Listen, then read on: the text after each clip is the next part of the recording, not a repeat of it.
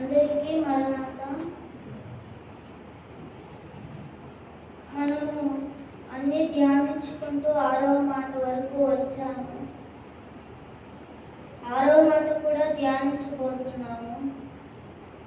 యోహాను సువార్త 19వ అధ్యాయం 30వ వచనం చదువుకుందాము. యేసు ఆ చిలుక పుచ్చుకొని సమాప్తమైనదని చెప్పి తల వంచి ఆత్మను అప్పగించెను. చిన్న ప్రార్థన చేసుకుందాం.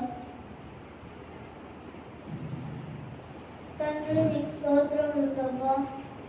ఈ యొక్క అన్ని మాటలు చెప్పి సమాప్తమైనదని మీరు తల వంచారు ప్రభా. అందుని బట్టి మీకు స్తుతులు స్తోత్రములు ప్రభా.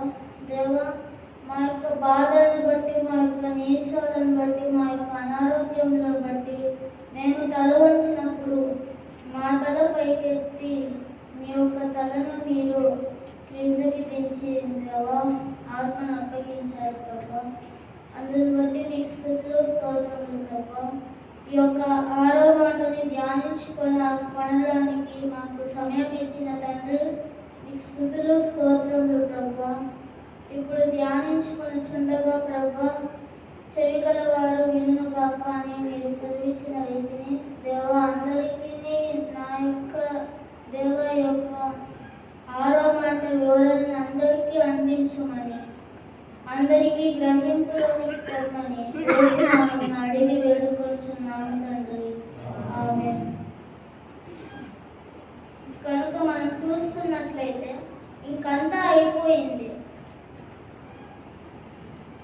ప్రభువు ఇంకా అంతా తన కర్తవ్యాన్ని నెరవేర్చారు. తన తల్లికి చెప్పేది కానీ, తన శిష్యులకు చెప్పేది కానీ, ఇంకా చెప్పాలంటే లేఖనంలో నెరవేరినట్లు దప్పిగొలుచున్నాను అనే ఆ మాట కానీ అంతా చెప్పేశారు. చివరికి సమాప్తమైనదని చెప్పారు. ఎందుకంటే మన అపవాది మనకు వేసిన సంఖ్యలని తెంపారు. అక్కడితో మనకి సమాప్తం చేశారు ఆయన.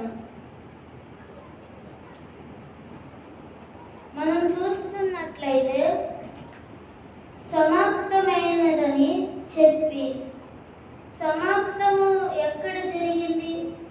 జగత్తు పునాది వేయబడక ముందు సిలువ వేయబడ్డారు తండ్రి చేతుల్లో.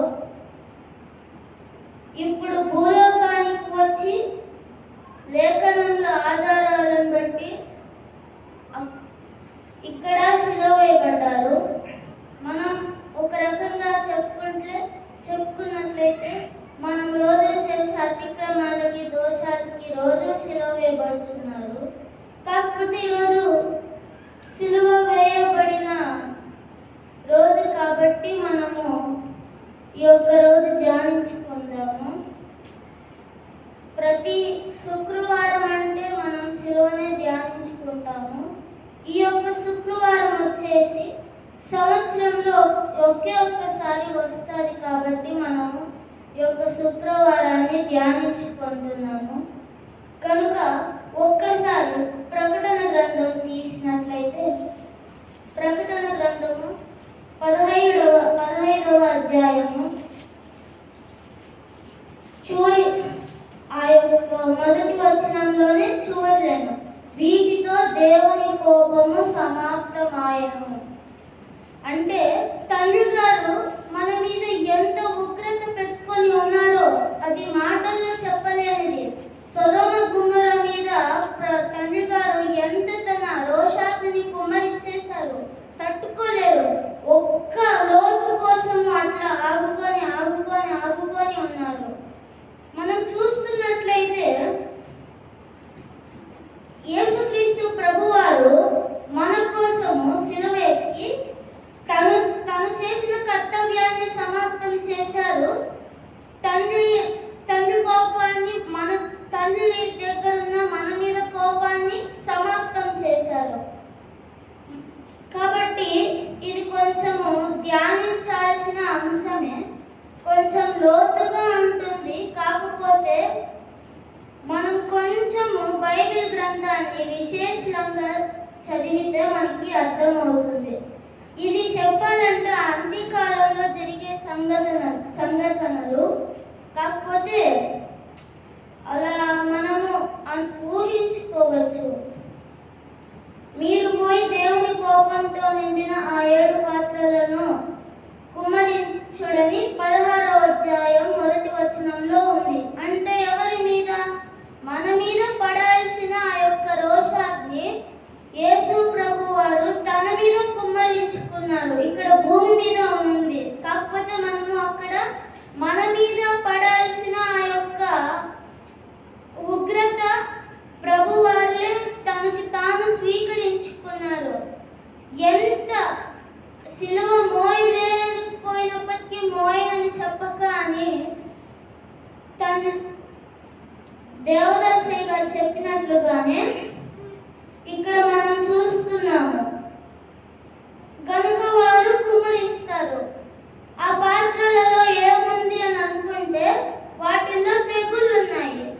మనము తెగుళ్ళను తీసేసి ఆ 7 పాత్రలలో మన బాధలు, మన ఇబ్బందులు, మన వ్యాధులు, మన చిక్కులు, మన అప్పులు, ఇలా ఆర్థిక భారాలన్నీ, మన వ్యాధులన్నీ ప్రభు గారి మీద తండ్రి గారు మోపారు. ఆ యొక్క ఒక్కరోజే మోపారు. చరిత్ర ఆధారంగా మోపారు. ఇప్పుడు ఈ యొక్క రోజును కూడా మోపుచున్నారు. కనుక అక్కడ సిలువలో పలికారు సమాప్తమైనదని. ఇక్కడ ప్రభు దగ్గర కూడా తండ్రి గారి కోపాన్ని కూడా అంతా సమాప్తం చేసేసారు. అంతా ఫినిష్. ఇంగ్లీష్లో ఫినిష్డ్ అంటారు. అట్లా అన్నమాట. ఇంకా చూస్తున్నట్లయితే ఒక 6వ మాటలో ప్రభువు మనకి సమాప్తము అంతా చేసేశారు. మిగిలి ఉన్నది ఇంకొకే ఒక్కటి. ఏంటి? మనం ఆయన చెంత చేరడము. మన యొక్క భారాలన్నీ తీశారు. మన యొక్క ఇబ్బందులు, చిక్కులు అన్నీ సమాప్తం చేశారు. ఆఖరికి ఆయన సొంత తండ్రి అయినప్పటికీ మన మీద ఉన్న కోపాన్ని ఆయన తన మీద మోసుకున్నారు. అంటారు కదా బాప్తిస్మిచ్చి యోహాన్ గారు, లోక పాపములను మోసుకొని పోవు దేవుని గొర్రెపిల్ల అని. అట్లానే ఇక్కడ మనము అట్లా కలుపుకోవచ్చు. తర్వాత మనం చూస్తున్నట్లయితే 15వ అధ్యాయము చివరి వచనం 8వ వచనం. అంతట దేవుని మహిమ నుండి ఆయన శక్తి నుండి వచ్చిన పొగతో ఆలయము నింపబడినందున సమాప్తి అగు వరకు ఆలయమందు ఎవడునూ ప్రవేశింపజాలకపోయెను. కనుక మనం చూస్తున్నట్లయితే ఆ యొక్క తండ్రి గారి యొక్క మహిమ, శక్తి, పొగ అంతా నిండిపోయి ఉంది. ఇప్పుడు మనము చూస్తున్నట్లయితే యెరూషలేములో కూడా ఆలయపు తెర అడ్డంగా చిరగబడిపోయి ఉన్నట్లు చూస్తాము. అట్లే ఇక్కడ కూడా అక్కడ చిరిగిపోయింది. ఇక్కడ ఈ యొక్క గర్భాలయంలో ప్రవేశింపక జాలకపోయెను. అంటే ఇంకా ఎవరికి వెళ్ళలేరు. ఆ 7 దూతలు కుమ్మరించే వాళ్ళు కూడా వెళ్ళలేకపోయారు. అంత మహామహిమకి ఎవరు వెళ్ళలేకపోయారు. మనం వెళ్ళాలని మహిమలోకి మనకి దారి ఇచ్చారు. దారి ఎలా ఇచ్చారు? ఆయన ఆ మాట చెప్పి తల వంచినప్పుడు పెద్ద భూకంపం కలిగను, ఆలయము తెర చినిగెను అని ఉంటుంది. ఆలయము తెర చినిగితేనే కదా మనకి దేవుడికి దారి వచ్చినట్లు ఉంటుంది. అప్పుడు ఆయన మనకి దారి ఇచ్చారు. మనకి ఎన్నో తన యొక్క ప్రాణాన్ని కూడా ఇచ్చి వేశారు. కాబట్టి మనము ధ్యానిస్తున్నట్లయితే ఎవరును ప్రవేశింపక జాలకపోయెను. ఆ యొక్క మహిమ ఎంతో ఉన్నతమైనదో కాబట్టి మనం చూస్తున్నాము. ఇప్పుడు చూస్తున్న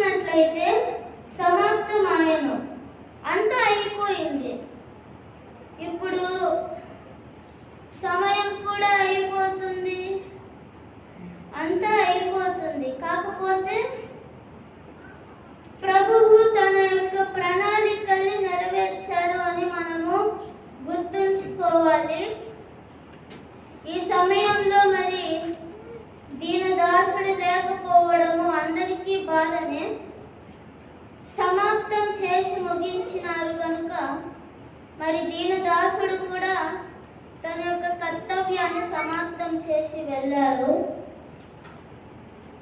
కనుక మనము ధ్యానిస్తున్నట్లయితేనే వీటితో దేవుని కోపము సమాప్తమాయను. అంతటా దేవుని మహిమ నుండి ఆయన శక్తి నుండి వచ్చిన పొగతో ఆలయము నింపబడినందున ఆ 7 దూతల యొద్ద ఉన్న 7 తెగులు సమాప్తి వరకు ఆలయమందు ఎవడునూ ప్రవేశింపజాలకపోయెను. ఆ 16వ అధ్యాయం 1వ వచనంలోనే మీరు పోయి దేవుని కోపంతో నిండిన ఆ 7 పాత్రలను భూమి అంటే ప్రభు మన మీద కుమ్మరించుడని ఆలయంలో నుండి గొప్ప స్వరము. ఎవరిది ఆ స్వరము అని చూసినట్లయితే మనకి తెలుసు, ఆత్మ తండ్రి అంటాము, పరిశుద్ధాత్మ అంటాము, అందరికీ తెలుసు వాళ్ళ గురించి. ప్రభువు ముగ్గురు అయినప్పటికీ వాళ్ళు ఏక శరీరంగా ఉంటారు గనుక సమాప్తి చేశారు. తెలుగు క్రీస్తు కీర్తనలో ఉంటుంది కదా, విశ్వాస ప్రమాణంలో తండ్రి మనకి గడించి పెట్టిన రక్షణ అనున్నదియే పరిశుద్ధాత్మ విశ్వాసకి మూలము అని విశ్వాస ప్రమాణాల్లో చివరిలో ఉంటుంది. కనుక అంతా సమాప్తం చేసి మనకి రక్షణని గడించి పెట్టారు. ఇంకా చూస్తున్నట్లయితే సమాప్తి చేశారు.